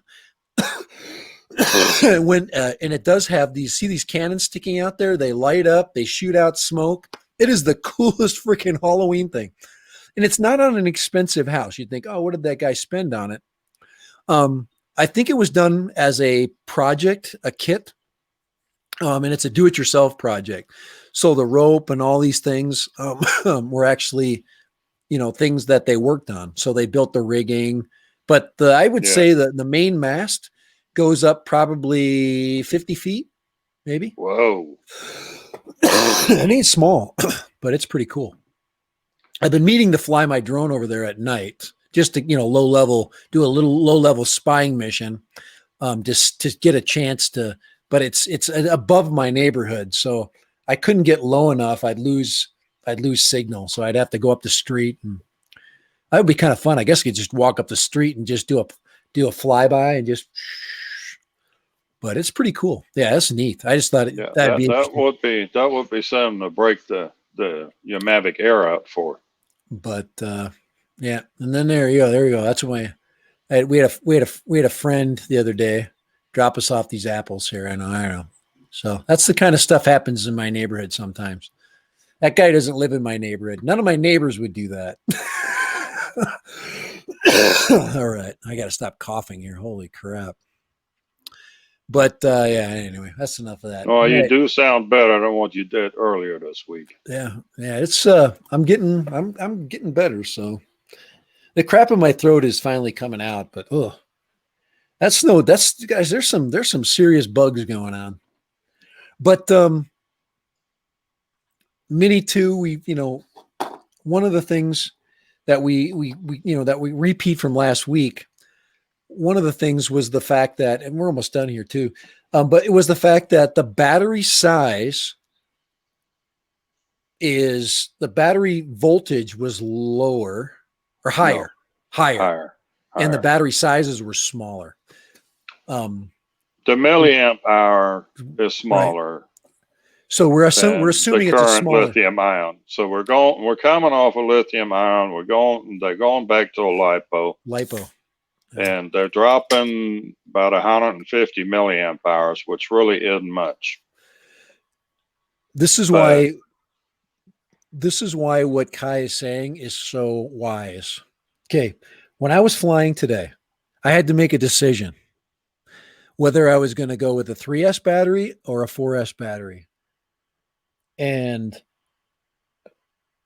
I had to make the decision of the punch out. I had to have a battery that was going to give me the better ability to get out of, or to defy, or to fight the wind. And if I had a 2S lithium ion battery on my rocket, the rocket would be in the lake.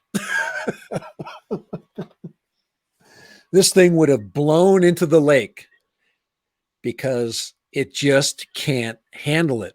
And that's the theory. Is I think that DJI is wanting the Mini to be. I mean, if you're going to make it better, you got to make it a little more wind resistant.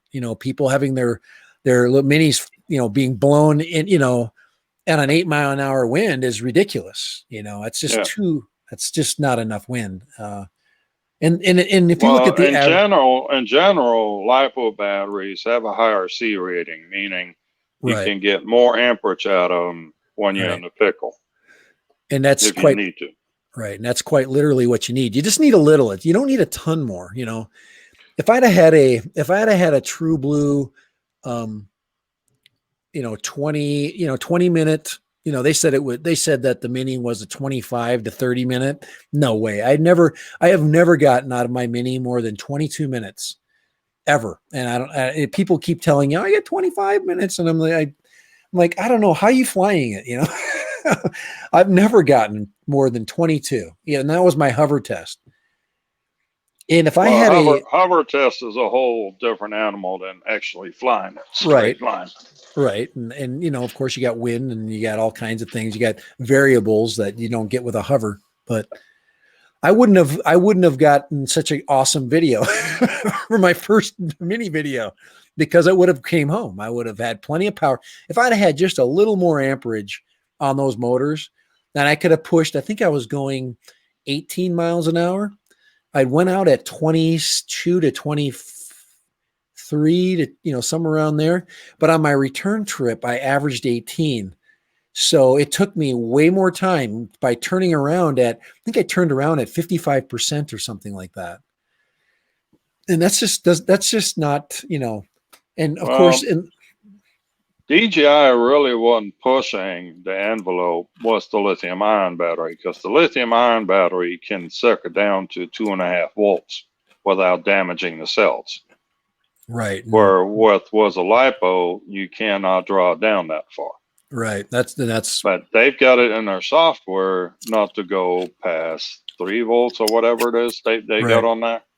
Right. Like 3 volts. And then it starts to. Then it goes into auto land, and I just can't, let me fly it. Let it fall out of the sky. Don't auto land where I don't want it to auto land. Because most smart flyers are going to go, all right, it's going to say, hey, if you don't land within 30 seconds, all they have to do is tell you the truth, flash it on the screen. You got 30 seconds to land this puppy, counting down. But it's not going to force land it for you, because what you can do in 30 seconds? You can find a safe place to land. And it didn't let me do that. It just kept going. For DJI, it's a damn if you do, damn if you don't situation. Right. Because they let you use up the reserve, and then the thing falls out the sky, and everybody's going to say, oh, what a piece of crap fell out of the sky. Well, Ivan's saying that the Lion makes. Yeah, I agree with you, Ivan. I love the Lion battery because I can keep it charged all the time. I can leave it, I can leave it in my car when it's hot. I mean, and just for those reasons, it's a better battery. It's more durable for sure. Maybe they should make a combo. Maybe they should give you a Lion and a LiPo choice. Why couldn't they do that? We can do it with FPV quads. Why don't they give us a battery choice? Give us an option. Hey, do we want long distance flying or do we want punch? So if it's windy, I can fly with more punch. If I want distance, I can put the lithium ion battery in, get my hang time. Say I want to just hover over a location. Why can't they do that? Think about that. That's called thinking. That's why I'm. Don't strain nothing now. I know. 20 minutes for sure. Yeah, of course. It's Friday. It's Friday afternoon. I mean, you're done for the week. Ivan says 20 minutes for sure. Yeah. I agree with you. I get easily 20 minutes out of a flight, without a doubt. I said just order the Japanese battery for the Mini. The Japanese battery. Do they have a Japanese one now? There's a smaller battery so it meets the weight requirements for the Japanese market. Oh, interesting. Thanking Sunrise Water Media. You just got to thank. The Japanese use lipo for their minis because it's a 200 gram, their limit. So, you know, 200 grams hitting you on the head, 250 grams hitting on your head. Both of them are going to get your attention. Neither of them are going to kill you. But that was actually pretty interesting. Put 250 gram on terminal velocity. Floating though, but it's floating. What's the terminal velocity for a mini? It's not going to drop at 190 miles an hour. It's gonna float down because of its mass. It'd be interesting to see what the actual speed. It's got drag. Well, terminal velocity is terminal velocity. I mean, that's as fast as any object will go. Down. Yeah, but it's not. We're not in a vacuum, so it's not like the moon. No, right? The moon would be much lighter because it doesn't have the gravity. Well, okay, not the moon. A zero pressure environment, zero air pressure, right? That thing. Yeah, I forget what terminal velocity and what it is, but there's a constant factor for terminal velocity. Right, but you're going to get these, even though you're going to get gravity on the moon. There is gravity. You can drop the hammer and the feather. They did that. One of the Apollo missions, they dropped the hammer and the feather on the moon, and they both fell at the same rate because there's no air. But there was the same gravity. Right? All right. Guys, I'm eating pickles. I'm thinking. Aren't I thinking? Dad's getting pickled. That's more like it. I'm feeling better though, guys. Let me tell you. Yeah. There's much less stress now than there was earlier on. See, that's what seeing my daughter's like. She just makes me feel better. She makes me smile. That's what daughters do. They're powerful, aren't they, Kai? They got the power. Yeah. It's yeah. Mine just went on vacation, just came back. Yeah. Where'd she go? Where'd she go? She went up to Kansas to visit. Oh, that's right. You're right. That's right. You told me that. And then from there they went all over Colorado. Oh, nice. That's a good trip. That's a nice trip. If you want to just kick it. She did Pikes Peak, the Continental Divide, and Eisenhower Tunnel, and everything. If you want to kick it, Colorado's a great place to kick it. Maybe spin down next year. I'll make it. She actually went through Dillon, Colorado, and she called me. Said, "Stay away from the tattoo parlor." The tattoo parlor. I would have to go. That's Sean Oz up there, and Dillon was. But yeah, I don't know. Maybe we'll make it there. I'm too much into doing my own thing, and it's hard for me to be scheduled by somebody. I would show up, and then I would probably have my own locations to go fly. I don't have to be on anybody's video. I would make my own, I'm like, hey, those guys are all over here. It's kind of like if me and Kai both were divers. Okay. All right. And what I learned about diving and being with groups, you see a hell of a lot more when you're diving, when you're not with the group. And that's the thing, if you're dive mastering, one of the things, that's when you're assisting students. One of the cool things about dive mastering is when you learn to dive, you start to see more because you're not worried about your gear and you're not worried about your mask fogging up. Your depth limits, you already have a plan, you've been there before and done that. And the new divers are all looking around and they're not seeing anything. They're looking everywhere, but they see nothing. So you constantly isn't that right, Kai? You're constantly pointing things out. You're like, look, that's a fish. Yeah. And they're like playing with their mask and it's half full of water. look, and then we'll bring some food out and put it out there. Until you have the student that's actually scared of fish, okay? Or throws up in their mask. No, I had the one that was scared of fish. Guys, if you've ever been around diving, it all falls under the category of what some guys won't do to score. Okay, this guy's girlfriend got herself a job at SeaWorld, and for her job, she had to get certified for scuba. And he didn't want to be outdone, so he's like, "Oh, I'll join you." And they come in, they did classroom work and did the pool work. Mm-hmm. And we get out to the lake. Oh, the pool is always nice. pool is easy, but we get out to the lake where it's cold, and we have a platform about 30 foot below, and 30 to 40 feet, in between. So you get into that first, the first depth, the first, 2 atmospheres, yeah, and as soon as we get to the platform, he sort of assumes a fetal position. And, all the little fish start showing up because they always know when the divers show, they bring little weenies with them to feed them. Little baby bass or something. You got sunfish and perch and all those little guys showing up. And they're waiting to be fed. Well, this guy just started chewing them off. Which I thought was kind of odd to begin with. Well, around that same platform was a regular. We called him Joe. Joe was about a 2-foot catfish. Yeah, and they look even bigger. Underwater, a 2-foot catfish looks freaking huge. Got a freaking face this big, and you're like, holy crap, it's going to eat my face. Well, Joe shows up, and the guy sees Joe, and he's completely losing it. I mean, he starts screaming below the water. The regulator comes flying out of his mouth to the end of the hose and just kind of sinks down. This guy never did stop screaming.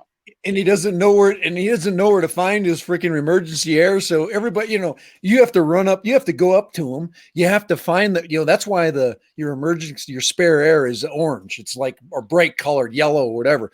The first thing you can see, you got to find it and you freaking shove it back in their mouth. And, you can't do anything. You hope that he wasn't about to inhale anyway. He just kept screaming. He was too busy exhaling. and the instructor, I mean, I've never seen anybody jump underwater like that before. Instructor got a hold of his regulator, tried to shove it back into his mouth. That guy just didn't want nothing to do with his regulator.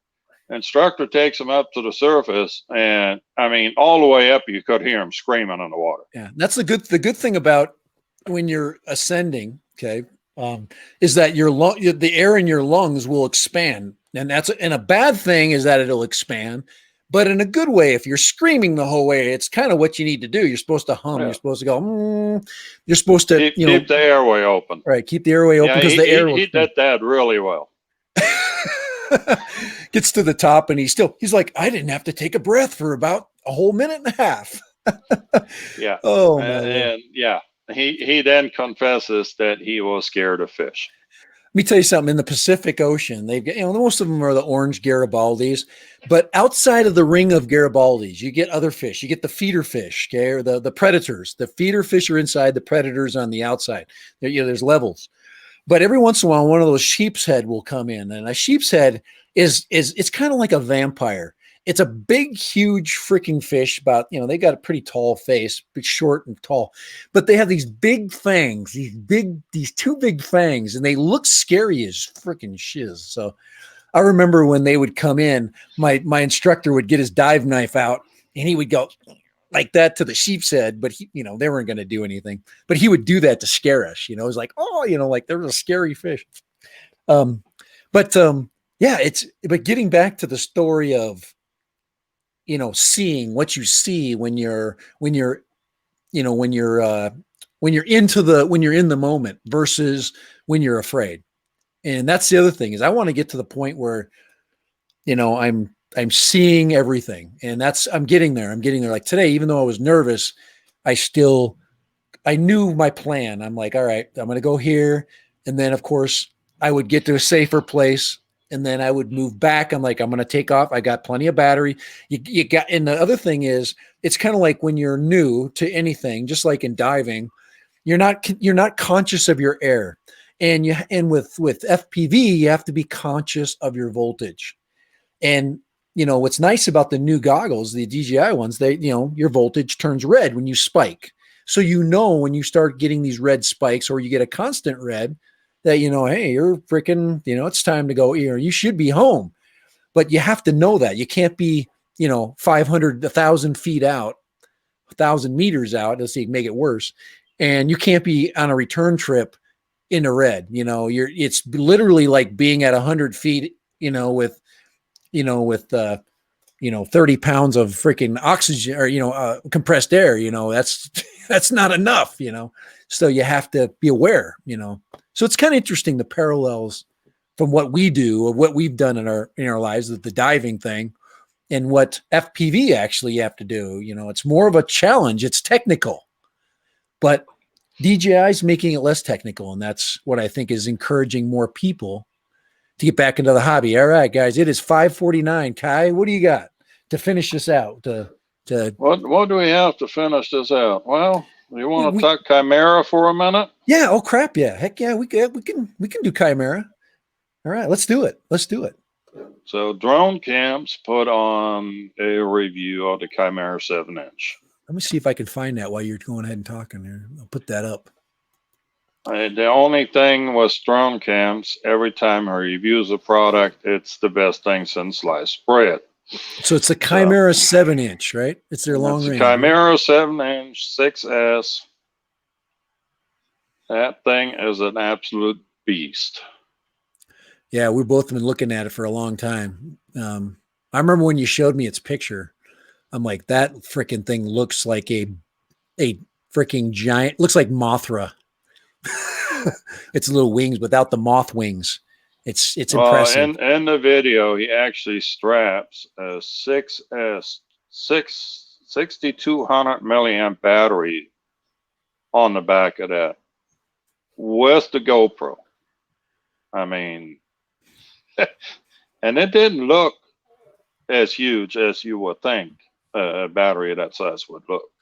I'm looking to see if I can find the Drone Camps. Can your 7-inch do this? That's a good one actually too. He's flying a 7-inch there. That's a long range, but that's from a year ago. So here it is. Here's the Chimera. Here, let's see. This is this is not him. This is not Drone Camps. Let's see. Nurk. He's not flying. He can fly it when he wants to. This guy here. This is this guy here. Gal Kramer. He flies a 10-inch. I mean, holy crap, dude. Talk about, he flies, you fly a 7-inch, I fly a 10-inch. Okay. It's the same kind of idea though, but the Chimera has much longer. 2 days ago is when he had it on his channel. You can put it on long range FPV jungle. King Air. I'm going to just say Drone Camps here. I'm not looking at the right thing. I did see let's see, Drone Camps. Why am I not subscribed to him? What's up with that? Oh, I'm on a different account while I'm looking. All right. I'm looking on a different account. This is the one where my pictures and stuff are. Let's see here. Woo. Oh, that's the future of long range. That's the Flywoo one. Crap. Why is that not showing up in his newest videos? He's got the helicopter one. 30 minutes under 250 grams. No, that's something. That's the Explorer LR. Where is that video? I'm sending you the link. Yeah, just put it on the. Can you not put it on the chat? I was in the Philippines using a face snorkel mask, all the good fun. So when I went out over the coral and saw lots of fish, my brother-in-law came back looking whiter than white. He saw a sea snake. Yeah, sea snakes can be scary because they can be freaking bad, but they're cool looking. I mean, the sea snake ain't gonna freaking go after you. You gotta. To me, a sea snake. I'm more afraid of eels.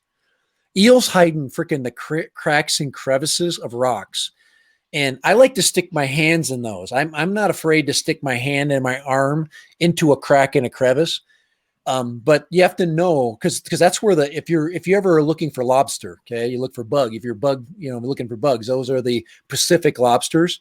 You have to go, you can see them. You get your light inside of a crack and you can see their little freaking eyes, and you can freaking back them into a freaking hole and you can grab them and pull them out of there. And but you got to understand that that's also where the eels hang out. They live there. And at night, you put your light in that hole and the freaking eel face will be in there going, it'll be its big freaking fangs will be freaking looking at you like this. That's scary crap there. I have a lot of respect for eels. All right, let's see. Oh, there it is right there. All right, I'm gonna see if I can click on, I think I can click on that link. Oh no, here, we can put that up. Here, that's hide. Let's do this here. Now, put user in time. Oh, I thought I could put that up. Yeah, oh, there it is right there. It's up. There it is right there. Okay. So that's it right there. That's the link we want. Now you can click on the live stream when we're done and get that link. Or open them separate, right click and open them separate tab. Right. Now or new tab or something. Yeah, it doesn't let me interact with the on my end. It doesn't let me do that here. I'm going to go to here. I'm just going to pull this out of here. I've got my other stream open and I'm going to back out, but did you send that to me? Yeah, you sent it to my email. So I can just go right to my email. You sent that to me last night. I'm trying to be fast. I wish I was a little quicker on stuff, guys. I've been slow. Let's see here. Send it to your phone text message, but right. I just sent it to you again. All right. I'm just going to look at in my Google Mail here. Yeah, there it is. There it is. It came right there. I can show you on my watch. Okay, this will be the last thing that we cover because we're having too much fun today.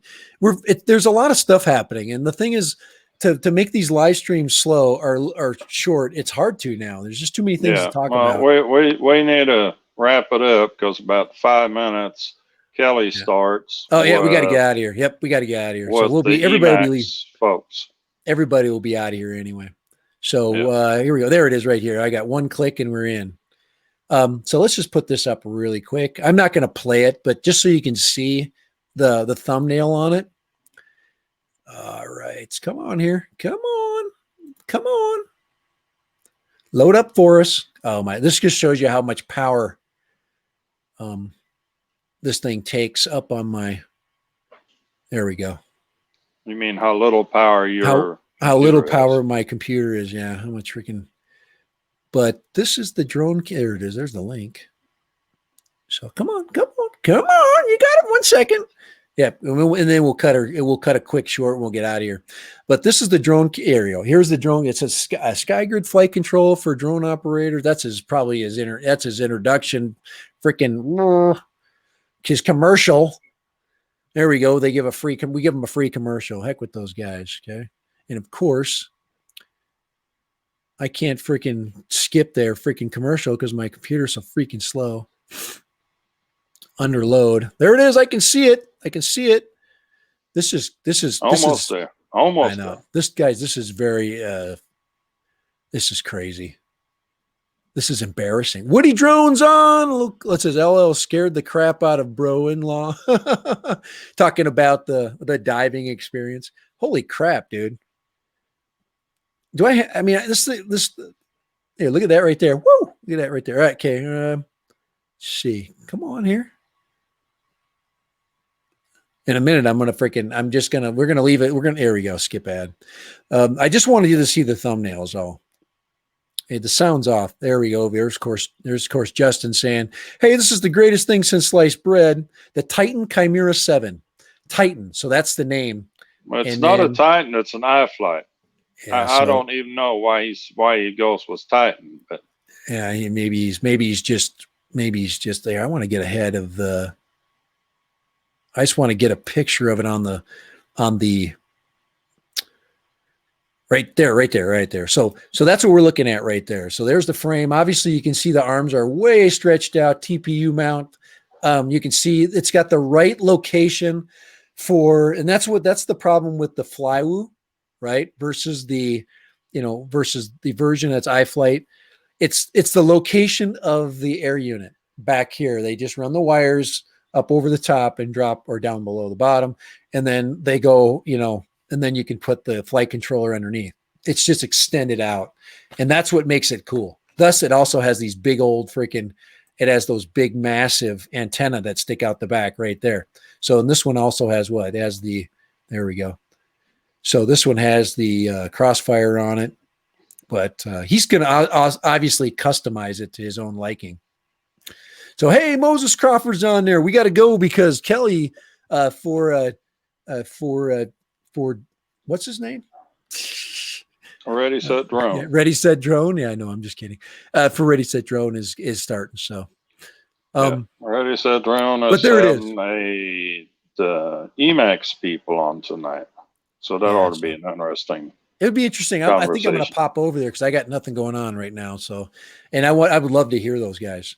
So, all right, but that's it right there. And, that's what we're looking at. This is the latest and the greatest, the 7-inch. It's going to give you long flights. So you can put a massive battery. I'm sure on here that battery is probably in. Is that the battery in there or those straps? I don't know what's in there. It's not 3D. But check this video out and see if it's something you're interested in. Okay, there's already 3 down thumbs. I'm actually going to up thumb it because why would you down thumb something? It's got to be decent. So anyways, check that out if you're interested in a 7-inch build. And it's like I said, it checks all the boxes: GPS, full on aero unit. You can strap on a massive lithium ion and 6S. So anything you want to say before we cut this puppy short? F7 flight controller. Bluetooth? No. No Bluetooth? Massive motors. Yeah, look at those things. 2807 or 2806.5 motors. Guys, you can cruise for days with massive. Yeah, so all right, guys, we're gonna leave. Kai and I thank you guys for popping in. It was a really good chat. PD Commodore 64 power. No kidding. It probably has its own. It probably has Commodore 64. I wonder how. I bet you Commodore 64. Now we're going back to old school. I bet you the iFlight has more computing power than the Commodore 64. Maybe it's the same. Yeah. Knowing PD, he probably knows. He'd probably say, no, it's about the same size as a Commodore 64. They just stick it on a drone, and all it does is runs a flight computer. But all right, guys, we're out of here. We've got to go. And of course, there's other streams going. It's like 1 minute. So if you want to pop over to Kelly and you want to jump in, jump right over there. Say, hey, Dad Random and Kai sent you. And I'm heading that direction myself too. And then Lone Star will say hi when you get there. Maybe I'll hop in there too with you guys. Okay, well, I'll give them a hi, hello, and a greeting from Dad Random. Guys, later from the Fly Zone. Thank you. Have a great weekend and have a bye. Bye. Have a great day. Have a great, awesome day.